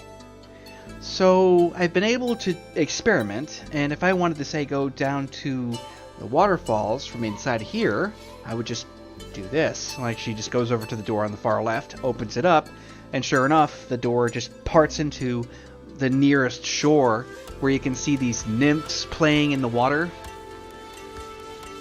And she's like, so that part was easy. She shuts the door, opens the middle one, and it happens to be inside of some kind of a room. You're not sure exactly where. It looks like maybe an apartment. And she's like, not the most fun place to be, but it's inside of my old apartment. And as this is happening, you just see he's saw the nymphs, and he's seeing the doors, and he's seeing the portals, and like his face is getting a little bit paler as he's just going more and more hard, and he goes, I think I know who knows. I think I know somebody who can help you. She shuts the door. She's like, who? Seen this before? She's like shrugging her shoulders. Dark Knight's shaking his head. Oh, it's Puck. Puck came back again. He knows how to get in touch with Neverlands. He knocked on the door of my Neverland and said hi. She's like, sounds sexual. So this guy runs around in dreamscapes, but he sounds like his name's Puck, really? Yeah. He's a fairy. Yeah, it's Don't we have a cell phone that Puck gave us? So we could call him. I honestly don't recall. He gave us something. Oh. Last time we saw him, when we took off, he thought he had a lot of fun with us, and he left us like either his number or like a phone. When we were at Void. Mm-hmm. He left us something. Here's the problem. I'm trying to bridge I don't across think to he get to another dreamscape, right? So at least you can see it. She like opens the door, and behind the door is kind of this liquid smoke of a barrier that looks vaguely alive as it's shifting and moving throughout, but it looks like the surface of dark water, but it's comprised of some kind of vapor or mist. It has a very foreboding sensation about it, and it looks vaguely familiar to the people here in this group. 23 occult. You remember seeing something quite similar to that, your mind flashing back to an initial incursion to a man's sanctuary where he was running, basically a sanctum for homeless individuals and a number of the street people that couldn't take care of themselves when Scarecrow made his first initial infiltration into the basement level of this place. It's like, oh, that's the same material that Scarecrow. No, not Scarecrow. That kid was being manipulated by Scarecrow. What kid? He came from this. So, does that dreamscape that you say we're in your dreamscape, right? Yeah. So, is that somebody else's dreamscape? If it is, I have no reason to go in and start looking around. That doesn't look like it's comfortable. Well, it is what it is. You can change the appearance of your own dreamscape, so maybe that person doesn't want any visitors, has made their dreamscape look very uninviting. My concern is that if we go into that, are we subject to their rules and whims? And, I don't want to step into that and suddenly become a 2-foot tall bunny rabbit. I haven't noticed anybody who gets bent in that way. No, I can't exert my so I can do stuff like this, and she just does that, and the local grass kind of grows extremely long and then snares all of your legs and everything like that and holds you down, and then they release. She's like, I can do things like that, like the environment and everything here. I know exactly where you're standing. I know exactly where when you came through. I knew that everybody was here. Demon reach. And she's like, I can anticipate all of that, and I can control the elements involved. Oh, thank God, I need this Oh roll. my god. This is an Now occult he's gonna roll, by the decide way. what that was later. 'Cause, Sorry, that it was an my occult roll. acrobatics. What Ivar has done while you guys are all talking, look at the doors. He has a ring on that Douglas had given us that connect us back to reality. Remember, he used it to get us out of Purgatory. purgatory. And Ivar's like holding it up, and he's like looking through it, but looking through the doors, and he's trying to see occult-wise if the magic that makes this attached to our reality can be used to almost like jumpstart these portals to get us to realities. Well, you're like looking through your ring and trying to make it do stuff, and Natalie just kind of looks at you, looks at the door, she's like, that's a cool idea. I like that idea. And Dark Knight's like, what? She's like, may I? And Ivar just goes, yes, here. Yeah, so you can see the magic, and it kind of warps it distorts that imagery that's back there. You can't really glean what's there because that barrier, whatever that solid vapor is just blocking all sight. But she takes it, puts it between her hands, and does this slight shift. She's like, but on the other hand, I can't affect somebody, but I can add certain things to certain objects sometimes. And she's like, whoa. Like, then starts looking at you through the same ring. She's catching you, Ivar, and there's actually a slight glow that's kind of hitting her back in the face whenever she's like looking through the ring. She's like, oh, that's crazy. Why didn't I ever think about this? I used to do this when I was a kid. Just stare through a tube. It's like a kaleidoscope. Yeah, but better, it actually shows you stuff that's there, not just colors. She like Very much so. And hands it as back. she's doing that, and Ivar kind of reaches her, and he starts to explain to her how he constructed the portal using the ring to get us out of purgatory. But in it, he's not like laying out like, look, I did this trick. But he's like, here's the schematics. Here's how I manipulated the forces to get us somewhere. Because remember that the ring was, we were nowhere trying to get to somewhere. And he used it as a anchoring point. But he's explaining her to that theoretical idea. Nice one, Barrick. Yeah.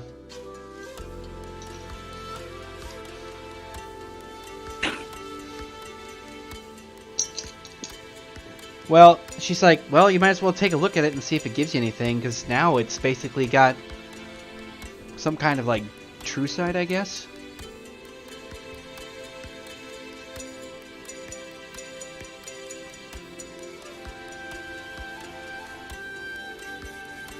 Well, should we give it a try and see if it takes us where we need to go? No, look through it. Yeah, see I'm what's not there on the other stepping side. through that. Ivar holds it up, and what does he see? What do your elf eyes see? I was gonna say with his not elf eyes, but sure. I'm scanning all the spectrums and nothing's popping out special to me. So, if you've got a magic spectrum you can use. He hands it over to Colt. Look through here. Look at that. Cole looks at it, looks through it, and he does another cult roll as he looks through it. Yep. Well, you're looking through this, and I'll let you do a occult roll. I Rich, don't quick. see shit. He uses luck. Oh, the problem is Colt went like this and then put it to the side. Like, Colt was distracted by the fact that he realized that ring was once on Ivar's finger. Gross. He's like, oh, I got pink Oh, eye. genius. I got pink eye.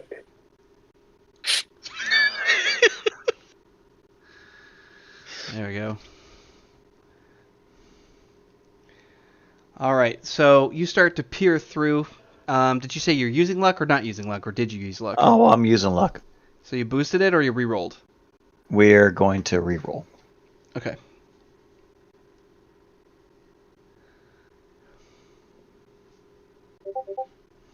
Okay, 22. All right. So you start to peer through. Now what's funny is that because you can feel the reverberation, the resonance of change inside of this small ring that's attached to that was attached to his finger, and now you're peering through it, you can feel a strange kind of stirring, like you're like feeling almost childlike, because like she said, it's like staring through one of those tubes, expecting to see something else, and with that same elemental childlike energy, it's like piercing the darkness of what's on the veil on the other side. So as he's leaning forward, he just goes forward, and he goes, okay, I see. Yeah. But the problem is that the darkness pushes outward, comes through what looks to be some kind of like stone tunnel for about 5 to 6 feet. Mm-hmm. When that tunnel reaches the end, you can see bare earth. There are trees that are all across in front of that vision, and there is this despairingly dark sky that's hovering over the top, rippling clouds, all sorts of malfeasant type feelings are coming from this. Inside those trees, which are enormous by the way, there are corpses suspended and swinging, but hanging from the throat via nooses. Some of them have these gossamer or spider-like threads that are holding them up in these strange, peculiar kind of dance-like formations as they are slowly swaying in the trees. So the giggle like erupts from him because he couldn't help it. Yep. And then all of a sudden you just see him stop breathing. Right. Like you don't see any movement. The eyes become harder, and there's almost like a vibrational hum on his body. And you guys have seen that before when he hums like that. And then you just all of a sudden you're not seeing like the rapid changes. You're just seeing gradual morphing into like a feral grin of the bastard to his just morphing into the general, smoking his cigar as he's just looking through the thing, and he's going, all the personalities are not breathing or just watching. Of course, stepping out of the shadows of that same exact forest, there is the very familiar sight, and you have the golf cap, the, paternal-like expression, the clean-shaven look, the glasses, the suspenders, the old-fashioned and casual wear of someone who's very confident and also very practical with how they are moving through this. And when he comes up close enough, he doesn't penetrate to the other side or even get too close to the hallway. He's just smiling through this portal, and that's when everybody notices that this vapor suddenly vanishes and literally merges through that same exact stonework. You've got Dark Knight, Natalie, everybody's looking through, and now we can all see the same thing. And there's the man himself with his very predatory style grin. I need to make a. I need a. Is it a cool check? Because yeah, probably. You can make a because cool this is roll cool yeah, essence check. Mm-hmm. because at this point he has had enough of the Sinclair taunting. Yep. So let's see if he can if John can manage the cult. Right. Griff is having a series of reactions from this. Yep. So just a cool check. So that's 1d10. Yeah. Ivar. No. Is What it is, look it's your cool as a die pool. Oh, I have a cool. It rhymes. You have a cool. Yeah. check. one of Yeah. your straight stats. Ivar just roll- has this look of like he was trying to do something really cool and then realized he made a really big mistake. So he's like a little kid right now What's who was playing with his daddy's gun and just what's shot his somebody. target? In this case, because it seems to be highly difficult, we'll say 9. Okay. And if you fail, you're cool enough, you get to roll sanity. Woo! Dang! Nice work, dude. Ooh, Nice double work. explode. Yeah, I got another one. Oh, really? Okay. Sorry, habit from work. You roll 1d10s at work a lot. No, I space my numbers. Oh. Yeah, And then- oh that my time you put a God. 1 instead of an exclamation point. I had a D19. I had a really long day, so fuck off. D19. Okay, so that is 1, 2, 3, 4, 5 degrees of success. Yes. So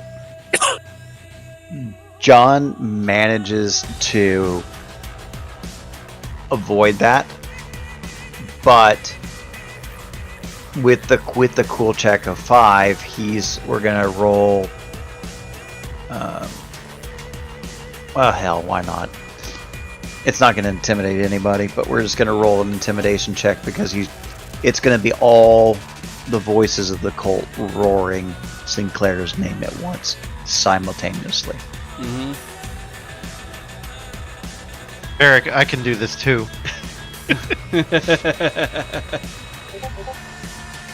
And we're gonna re-roll that, so we're gonna need some luck. Yep. Although it's tight enough that I had to put this on the outside. I'll just take the 19. So Okay. 19 kind of intimidation is all the cult screams Sinclair's name at once. And at this point, it's no longer the still shifting. It's just rapid fire, like switching, like there's blurring between the motions as they're all trying to scream at once. Right. At this point, they're doing that, and you just hear him start this cackling laugh on the other side. He's just basically like like that, and then Dark Knight shuts the door really hard, and he's just like, I know exactly what that is. Where else have you encountered this, Natalie? Where? She's like, anywhere else I try to open up. Do they The have only like two. a different name of Sinclair in like different circles? You sound far away, Scott. When Wait, I and search then- for a gift for Sinclair, all that comes up is what? I sound far away. Yeah. You sounded Colt. farther away than normal. Cult whirls That's towards where have you seen it? Because he just knows that if Sinclair's touched it, it's his. Right. Well, He whirls, and basically it's like you see all these fractured things coalesce into one person as he snaps around and just moves really quickly. It's just where? it's not where. I'm talking about a specific kind of place. He's in Dreamscape as well, but it looks like the Dreamscape has become his. It's going to be a nightmare Dreamscape. Yeah. Of course it is. Can his dreamscape impact and infect your dreamscape? If we let him in, possibly, but I've never been stupid enough to allow that to happen because I've been the only means of transportation. Now, he's looking at the doors, he's like, now this. What happens Yeah. if we go through the door? So we go through the door, I kill him, and I have a good day and sleep well at night. He's like holding up his hand. It's like, I understand that obviously something here is going on. You can see Natalie's just fucking petrified. She watched one of you guys literally go completely psychopathic multiple times over, and then become multiple people going psychopathic multiple times over. She's not necessarily handling it well, and Dark Knight's trying to keep things, sort of at this down level of let's talk about it.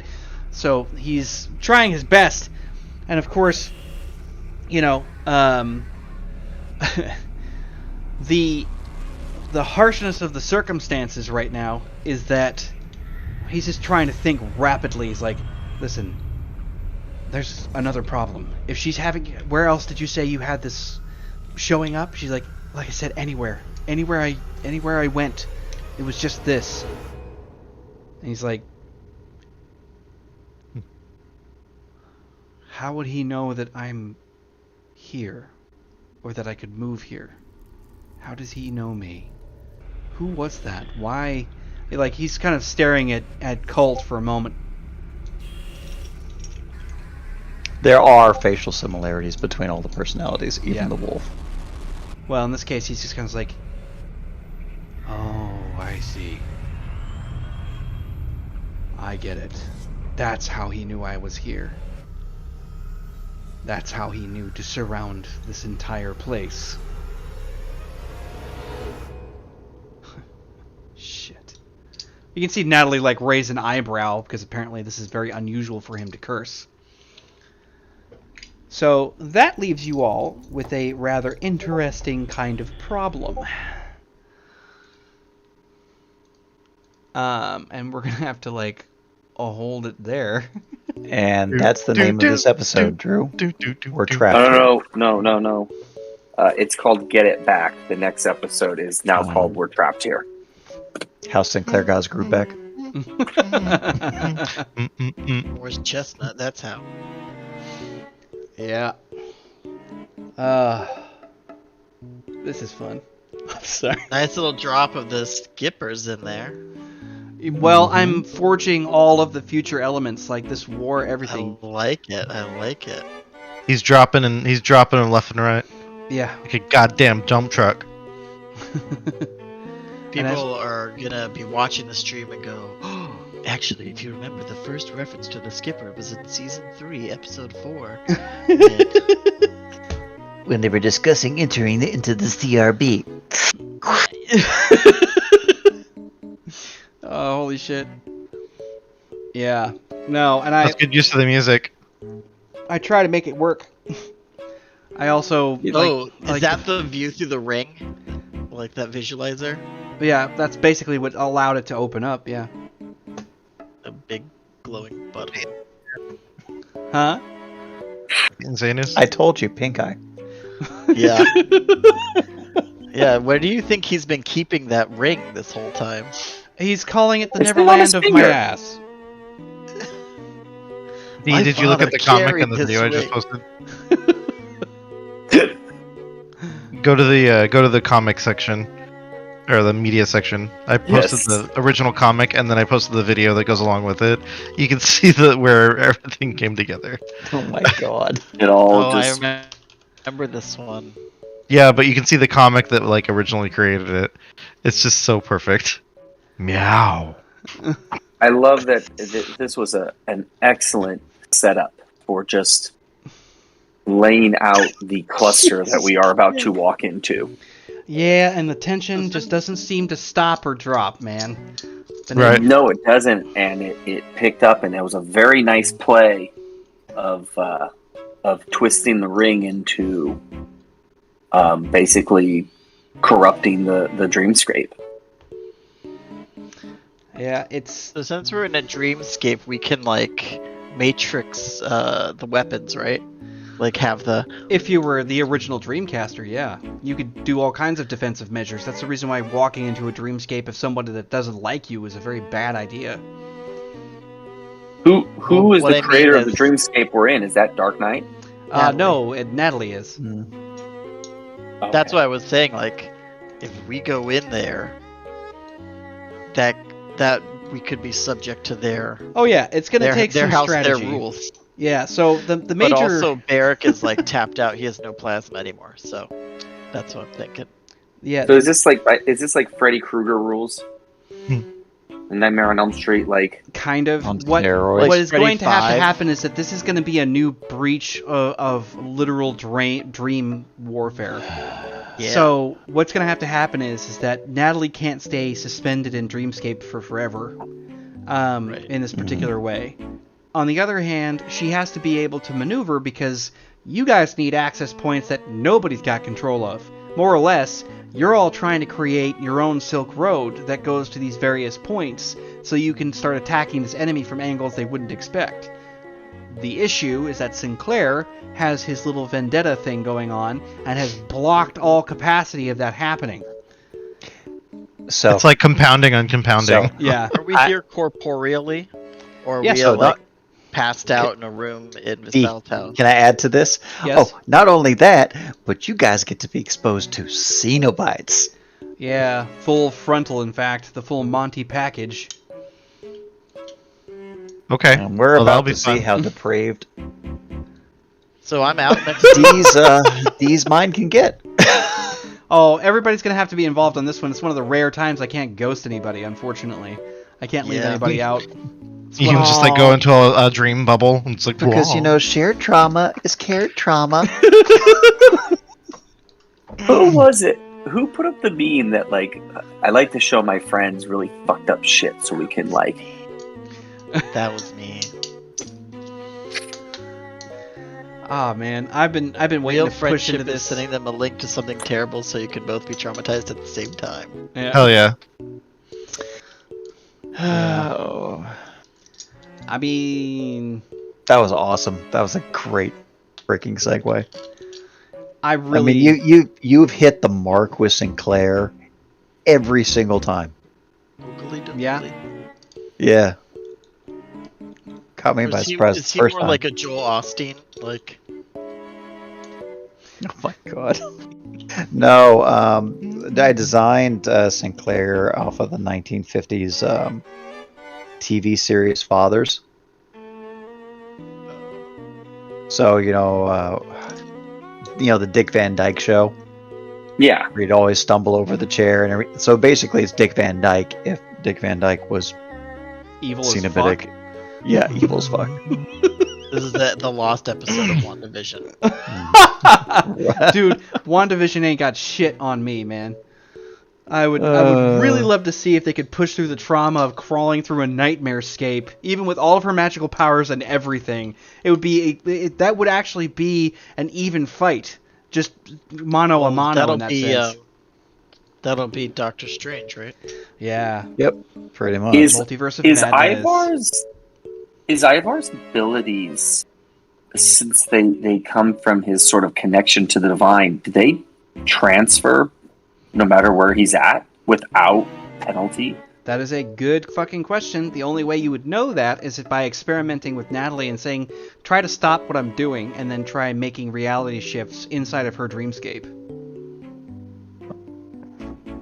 I kind of feel if we do get together next week, it almost has to be a training session of trying things out and brainstorming Well, but we can't. ideas. We can use Barrick the is session. out. Yeah. So Yeah. basically, we can use crafting. We can craft things. We can build weapons. We can do a bunch of stuff.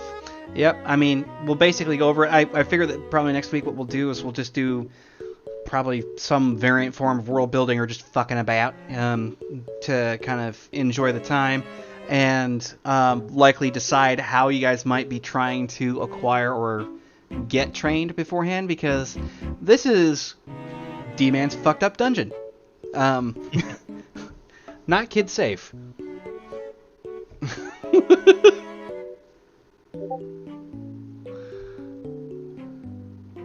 What do we got going on here? Oh, yeah.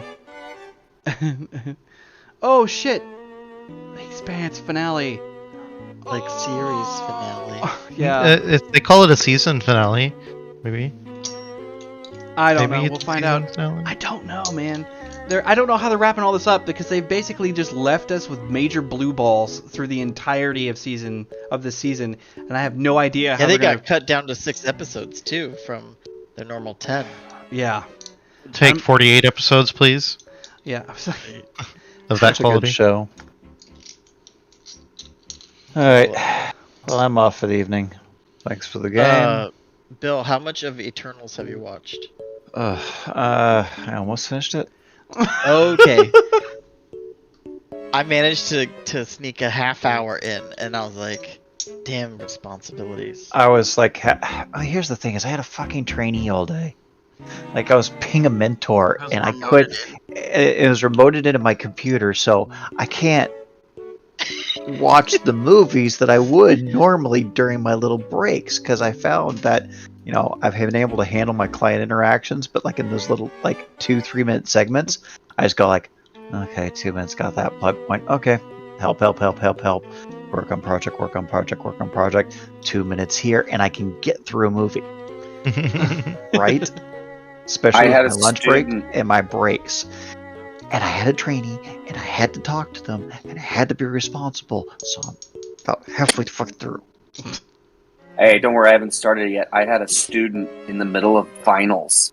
He starts laughing, and I'm like, all their finals were taken on computers. I walk over, and he's watching the Eternals. I couldn't be mad, other than the fact that, like, where are you watching this at? And he's like, I don't want to tell you. I'm like, well, no, like, where are you watching it? Like, I want to watch it. Like, he's like, it's on Disney Plus. I'm like, I mean, And is you're not- it a you're history not final? Because, technically they've been around for 7,000 years. As you go into the computer, put it on the projector. Congratulations, your finals, kids. Here's the movie. We I've started messed- Mesopotamia. I've messed with kids for the last 10 years. My final for government is the U.S. citizenship test, Ha. which is the easiest test. If you've shown up and just listened, you can pass it. That makes sense. There's nothing All right. deep in thought. It's just your knowledge. But anyways, I got to get to bed. I'm Yep. exhausted. Gentlemen, a I'll pleasure. talk to you guys later. Yep. Always. And thanks for Ciao. our one viewer yet again. See you next week.